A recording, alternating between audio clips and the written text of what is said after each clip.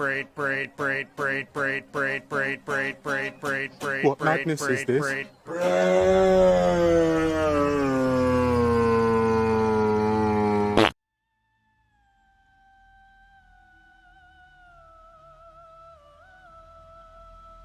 When I was a child, I was always interested in wizards and swords and dragons and monsters and whatnot. The two cartoons I really remember being into were Godzilla and Dungeons and Dragons. One of my favourite films, which my mum had to keep taping off the TV because I kept wearing it out, was Clash of the Titans, so anything that was fantasy adventure was my jam. As I've said in a previous video, I was always aware of stuff like Warhammer. I was more of a dreamer and would like to play with action figures and use my imagination rather than learn rules or play more complex tabletop games. I just didn't have the patience or the concentration for that shit. In my later teen years, I met people who were actually into playing Dungeons and Dragons, and although I liked the setting and playing with my friends, I was still not one for the rules, so to speak, and would often be found in the corner of the room just leafing through the monstrous manual rather than the player's handbook. It did spark a love for the game that carried on throughout my life, even though I never became a regular player, although I had played in numerous campaigns over the years. But I would consume other materials, most notably the video games, which could be hit and miss. There was one game that came out around the time of my most regular D&D playing, which allowed me to play by myself, immerse myself in building a character, which was always the one part of it that I actually liked more than anything else, while at the same time not having to bother myself with remembering rules or doing rudimentary maths. My mind just ain't set up for that. And that game was Baldur's Gate. I remember buying it at the time.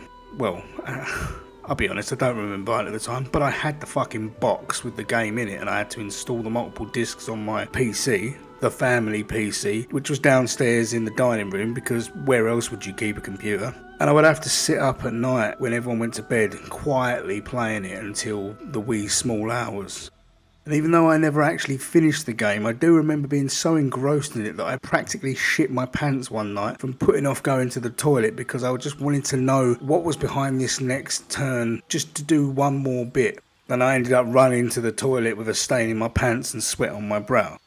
So when Baldur's Gate 3 got released on early access, I paid the fee and played for about 5 hours, clipped my dwarf's nipples through his armour, and then thought, yeah, that sure is a Baldur's Gate game. There is some potential here, and I'll just wait for it to fully release before I get back into it. If I'm honest, then I probably was even a little bit disappointed or disinterested in the first showing, but I metaphorically put it back on the digital shelf of my Steam library and went about my business. A couple of years pass and the noise starts to build that the official release is coming soon, and the hype begins again. And with that, my hype around tabletop roleplay. I started to reminisce about campaigns past and get myself pumped for the new game and seeing how it would be polished up from the original pre-early access release. So first things first, I needed to create a character for this new campaign. So I decided that I was going to recreate an actual character from one of my campaigns I'd played in the past. So let's go through some of my options, and I shall regale you with a few tales.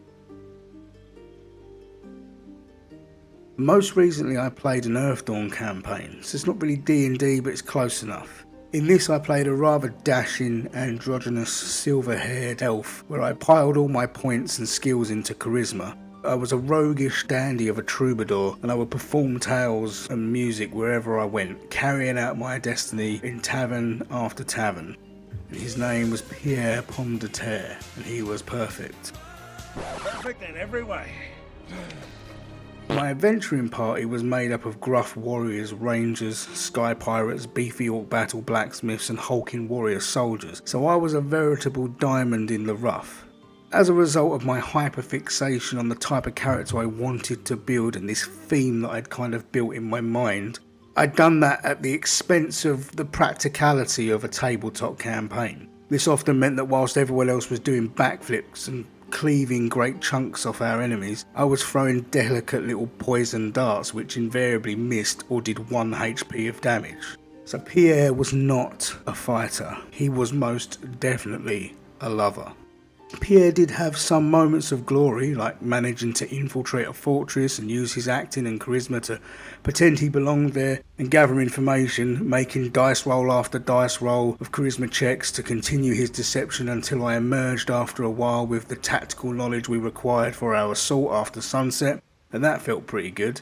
But ultimately, the whole dynamic of the group was best summed up with Pierre going into an enemy camp, asking to speak to the chieftain in order to talk our way through without the need of combat, succeeding every charisma check and convincing him to let us pass, and then emerging from the tent in political triumph only to find limbs and blood strewn all over the campsite where my travelling buddies had just murdered everyone. So much for talking it through. But in this case, with Baldur's Gate 3, I wasn't feeling the whole bard thing. Well, not yet anyway. So on to option 2.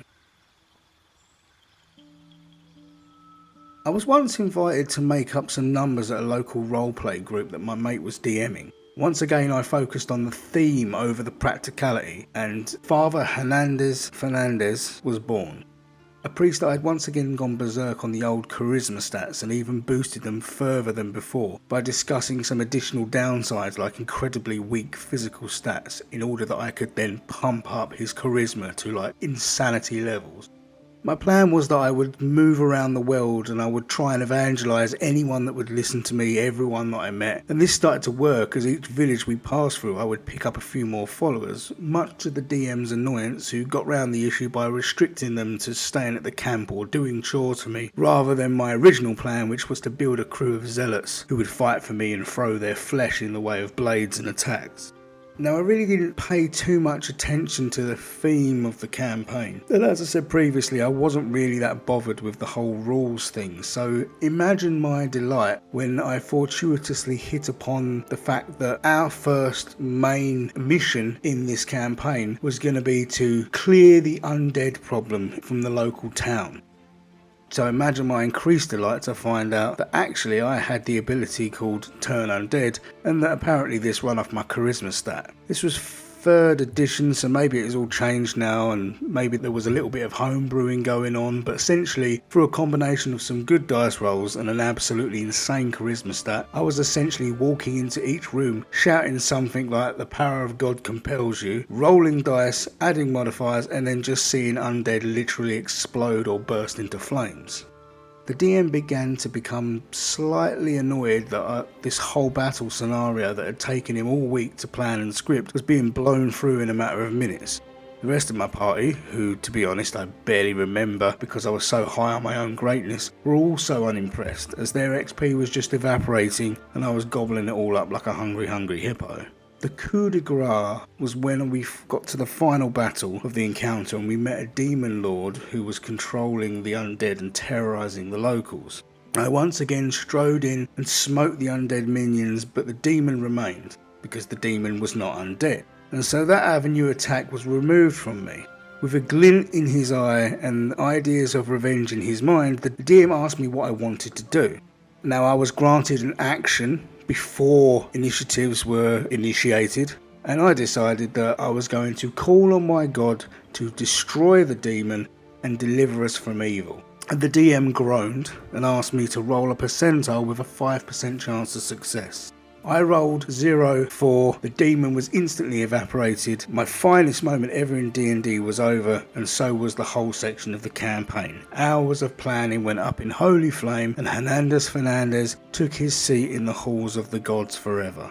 Anyway, some people were a little pissed off at my kind of loosey-goosey approach to what was clearly a very serious matter, and I didn't want to commit to attending roleplay each week. And some of these guys, I got the impression, one in particular, was a little bit of a stickler for the rules, and I felt like whenever I did anything, he was instantly reaching for his book to try and see whether I shouldn't be able to do that. Why you would want to fight against your own party member, I don't know. But all these things together, and the fact that it was in like a local schoolroom or something that we had to hire out, this wasn't how I remember playing roleplay, which was with my friends, my close friends, probably choking down a few spliffs and just having a laugh and being foolish. So I notified the DM that I was going to back out, and after that, my character became the DM's NPC of choice that he kept around whenever he needed to punish unruly players in the party. So a fitting legacy for Fernandez, and I believe that the character still exists to this day, and he will bring him out as a wise NPC if he needs to direct the story in a certain direction.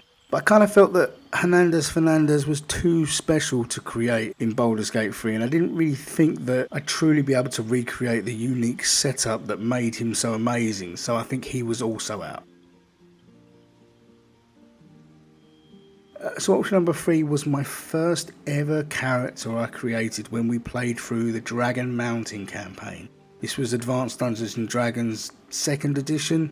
Again, I didn't give a fuck about any of the rules, so I do not really remember them, but I think I remember that. He was Cornolio, the half-elf fighter. I was probably watching a lot of Beavis and Butthead at the time. He had a skeletal arm after his got cut off in a fight, and the DM was generous and had to fix it so I didn't have to continue the campaign with one arm and whatever sort of penalties would come with that. And he also had cannabis for hair. If I remember correctly, there was an incident with magic and my hair got turned into a plant, and the DM decided to roll to see whether or not it would be cannabis because I suggested it, and I think, to be quite honest, he fudged that dice roll and my hair ended up being cannabis.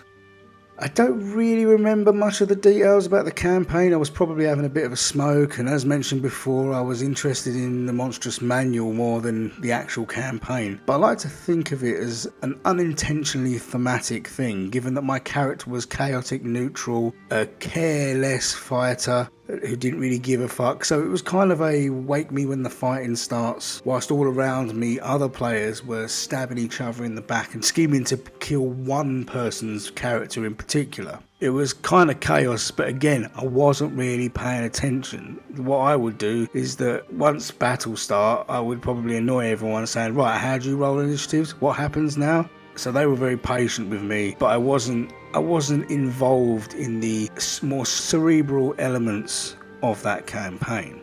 One thing about that was, though, is the DM for this was quite easily swayed by gifts. Cigarettes in particular, and some players had more means than others at that early age. So if you came into the session and you saw 2 packs of 20 Bench and Hedges Gold on the DM's table, this was a man that otherwise only smoked roll-ups, you knew that something demented was going to happen. Like finding out way down the line in that campaign that someone's character is now a half-dragon.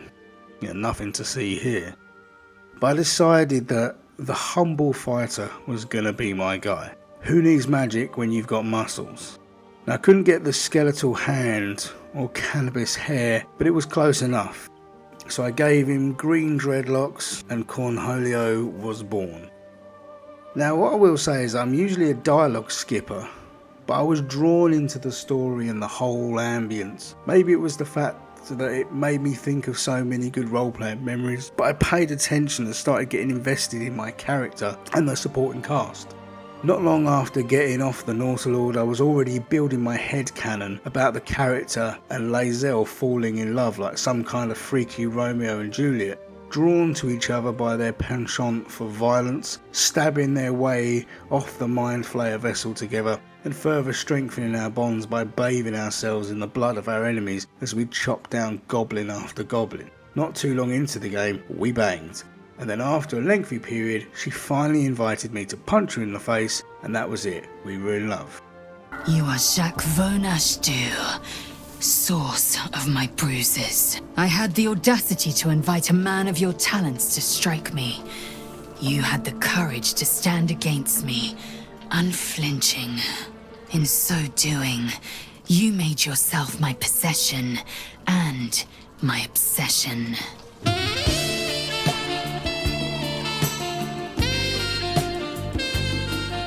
Two warriors from different planes of existence, star-crossed violent lovers, together until the end of time, or until something else happens, as I haven't finished the game yet, so who knows. Now, I have said that this game really triggered some memories in me of campaigns gone by, and really gave me the D&D vibes aplenty, but it can't ever really be a true tabletop experience in my eyes. A lot of people have said it's just like that, but I don't agree in that sense. Maybe if you are disciplined and you just play every choice as it comes, but not for me. I have save-scummed the ever-loving shit out of this, and that's okay because that's what I want. Playing D&D with your friends is great, but it is different and you wouldn't want to be able to save scum your way around stuff. Maybe your DM makes sure that certain things don't absolutely kill you, or present you with another way forward when you failed your intelligence roll and completely fucked it, or perception checks or whatever. But in BG3, I want to guide the story in the way I want it to go. Like I said, I've been building some headcanon and that had to be fulfilled. I want to reload that save again and again because I want the outcome to fit the narrative that I am building in my head, and you know what? I have had a bloody good time doing it. I think the best thing about BG3 is that it sparks my imagination. Mechanically it is what it is, but it is everything else it has given me that I think makes it special. No doubt I will play other games way more than this, but I don't think they will make me smile as much as this. The moment when I picked up a goblin and smashed his mate in the face with him. The moment where I spent ages sneaking around gathering explosive barrels up and stacking them next to the unwitting victims and then blowing everything to fuck. The first time I pushed a difficult enemy off a cliff and just watched them fall to their death. When I convinced a bunch of cows to gore their abusive masters to death. This game has been like a nice warm cup of tea, pleasant and enjoyable, relaxing and refreshing, the living embodiment of that noise you make after you take the first sip. Ah. But this is all true even with the bugs that are still there and all the bits of jank. This game isn't like the Baldur's Gate original. Not really, I haven't nearly shit my pants playing it, but it holds the same wonder that that first game had. The wonder for the world of Dungeons and Dragons. My theory is that the reason Baldur's Gate 3 is so good is that it wasn't made by Wizards of the Coast, or whoever the fuck owns it now. I think that because there was a level of separation between the company and the IP, and then having it handled by people or a game studio that have been honing their craft in that genre of game, that's what made it special. I feel like I'm ready for the next chapter of tabletop gaming in my life. Whether or not it actually happens or not is another story, as that kind of requires going outside of my house and meeting people. Most of you out there are all cunts.